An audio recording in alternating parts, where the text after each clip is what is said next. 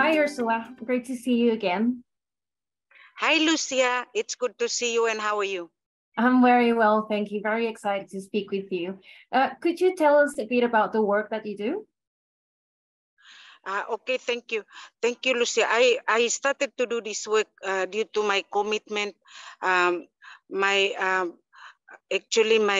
passion to help my people on Carteret. And this is why I started this relocation program, to get them to a safer and secure place. Thank you so much, Ursula. And what would you say are the critical water issues in the community where you work? Okay, the critical water issues here is we have rivers that are running, but the rivers are polluted from upstream, and so they are not clean for drinking. Although there's abundance of rivers here, they are not good for drinking. They are polluted, and also the rivers are dirty because people use them to bath and to do laundry and all that. So there really needs to be improvement in the way we look after our rivers and the way we use it. Thank you so much for specifying that, Ursula. Are there any other particular issues for women and girls? Okay, women and girls are hardest hit by lack of clean drinking water because they actually have to collect and fetch water from long distances. And so we want to make women and girls have easy access to getting and fetching water. So okay, women and girls are hardest hit because they have to walk long distances to fetch water or to collect water for drinking, cooking, and laundry. And in this instance, we want to improve the situation by making sure that women and girls, but especially these disabilities as well, elderlies, how can they have easy access to water without having to walk long distances? But water is accessible and they're able to get it whenever they need it. Because water is not a luxury. Water is a real need. And this is a real need for women and girls, the elderly, the widows, people with special needs. That's absolutely right, Ursula, and it must be very hard for them. And it's such an important work that you do. May I ask, how did you become a community leader? It is my passion for community development work. And I actually get satisfaction when people are happy, when people are doing what they want to do, when people are sustaining themselves. This is what makes me happy. And this is what I want to do for communities, for my own community, for host community, for everyone who is in dire need of pure, clean drinking water.